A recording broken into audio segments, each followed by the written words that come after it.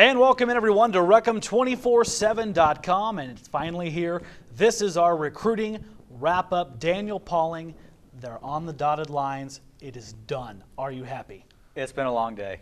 It's been a really long day. Well, we know who the names are now. Some surprises, some pleasant things happened this morning. What is your general impression of this class? Well, Zach, I have to admit, yesterday I walked out of the office and I was thinking, I was preparing my video, my column, of how this class fell apart at the end, losing Strickland, losing Stidham, losing all those other guys.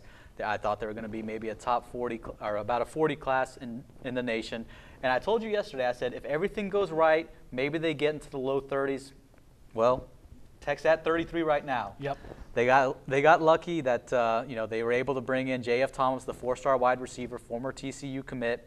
They were able to add 3-star defensive back Jameel Johnson, who had been a Texas commit and a North Carolina commit and a Oklahoma commit, so 4th time's the charm for him.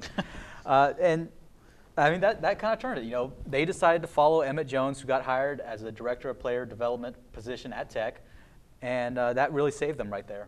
There's a perception out there, especially with a name like Braden Fehoko, that this class is a little top heavy. Your thoughts on that? Yeah, I have to agree. I mean, not that that's a bad thing. You want to have very talented players come in. They have 5 4-star signees. Braden Fehoko, I think, is going to be a quality player. You look at J.F. Thomas, the guy we just mentioned, the wide receiver. He had offers from TCU, LSU, Texas, pretty much all throughout the country.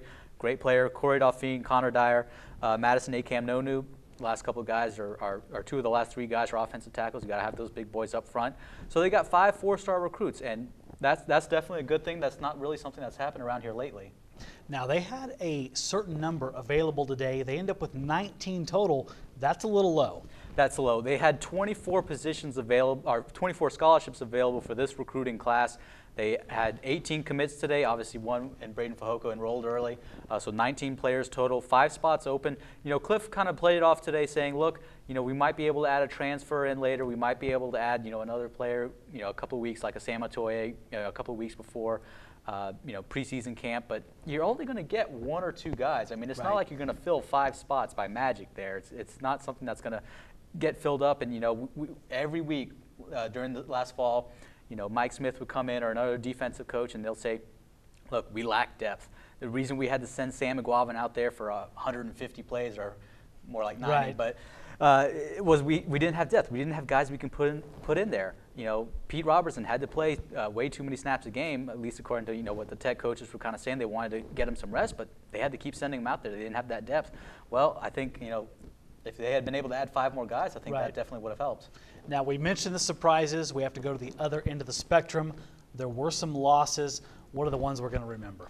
Well, I think guys are going to remember Jarrett Stidham. I know everybody's going to hate me. Does he play football? I don't recall him.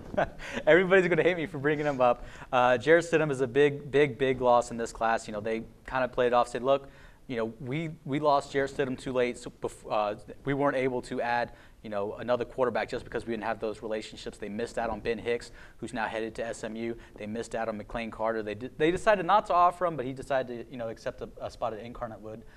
So we'll kind of see how that plays out. J.F. Thomas is essentially the same receiver as Carlos Strickland, so it's pretty much a wash there.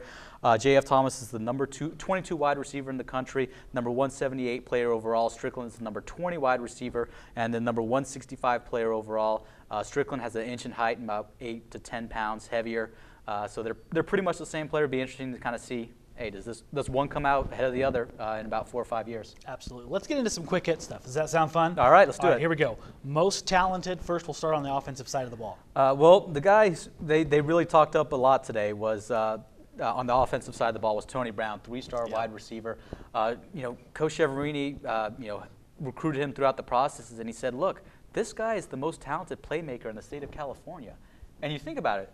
That's saying a lot. Yeah, that's saying a lot. California is a huge state, and for Tech to land, a guy like Tony Brown, USC came in after him late. UCLA was definitely in there for him, so he had definitely some good schools pursuing him. Number 52 wide receiver, number 59 player overall, or number 59 player in the state of California. About 425 or so in the country. So a quality player. I don't know if he's the best playmaker in California. I can tell you in about 5 years, but he is a solid wide receiver. Most talked about on the defensive side of the ball. This was a tough one. I know everyone talked about Braden Fehoko, but they really like Devontae Hinton. Yes, they do. He's only 5'10", which is still, a couple inches taller than I am, maybe a couple inches. Big enough. Yeah, big enough. But Zach Thomas, hey, he had a pretty good career. He turned out okay. He did okay. He really did. So we'll see. They talked a lot about, him being violent in a good way, tackling people, pushing them back, which is something, maybe Tech's linebackers can use at the inside position, just someone who's going to wrap up and knock those ball carriers back. Now, this is always a curious category. Most impact. Who are we going to see immediately? Let's start on offense. Oof, that's going to be a tough one. I think there's a lot of good guys here. J.F. Thomas, the wide receiver. Right. I know they're going to bring a lot of wide receivers in quickly. They got 6 guys. They want them to play immediately. I might pick J.F. Thomas there just because of his size and just kind of, his skills and everything. Now, this will be tough. Defense.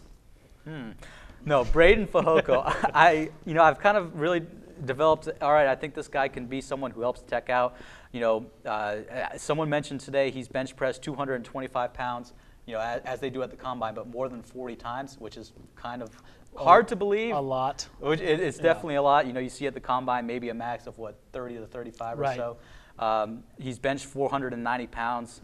That's huge. He's got a lot of strength, so I like to see his 6'3", 290-pound body kind of fill up that middle and stop opponents' run games. And that's just somewhere Tech needs the help. Can you imagine a combination of Rika Levi and Braden Fehoko? Yeah, have fun with that if you're an offensive center or guard. That's a nightmare. Yeah, and a side note on Levy, excuse me. We should say his name correctly before he kills us. They still want him to lose about 20 or 30 more pounds. They want him to get down to 320, 330. He was at 400 pounds as a JUCO guy, so they want him to lose 80 pounds over 4 years. That's tough. And if he's more violent in a good way, as we mentioned, yes, very good things could happen for Texas Tech. Always a popular question this time of year, redshirt candidates. Well, offense, this is a tough one. I think maybe Corey Dauphine, just because they have a lot of depth at running back, and they redshirted a guy last season. That's not to say Corey Dauphine can't come in and make an impact. It's just kind of looking at it and saying, well, we've got DeAndre Washington, 1,000-plus yard rusher.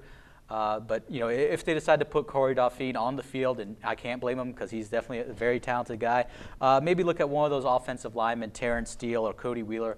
Obviously you'd like to redshirt a true freshman just to let them, get adjusted to the system and add a little weight. But those guys, maybe they're a little bit raw at this point and maybe need a year or two to develop. Absolutely. Any defensive guys that they're going to have to sit on for a little while? Well, that's another tough question. We kind of look at it, the defensive backs, they weren't the best unit last season, and really, that's putting it nicely. Yeah, they had some struggles. They were also very young. Very young.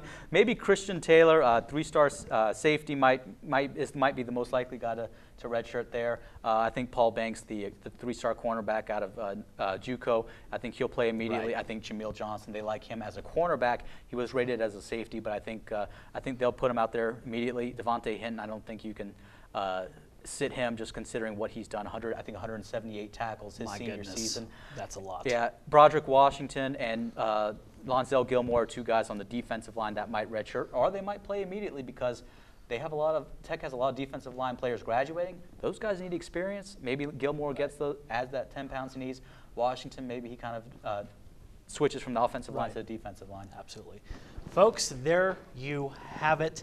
And let's not get caught up too much in stars and rankings. We're going to know more in a year, 2, 3 years down the road. Not a terrible day for Texas Tech. I think they walk away with a good taste in their mouth, especially ripping away a 4-star wide receiver from TCU. The key question right now, Daniel, is how many days do you get off before you have to immediately start worrying about 2016? We'll have 2016 content in the paper tomorrow. Absolutely. No days off. No days off. Well, folks, it has been a joy to be with you throughout the 2015 recruiting season. If you haven't learned it by now, go to Recom247.com, get a subscription, follow Daniel Pauling on Twitter. You can bask in the glory of what we have today, and then like he said, tomorrow we will have a full report on 2016, if you can believe it or not. For now, though, we are going to go rest. We've had enough. It's been a joy talking to you this season. That is Daniel Pauling. I'm Zach Long, and you're on Recom247.com.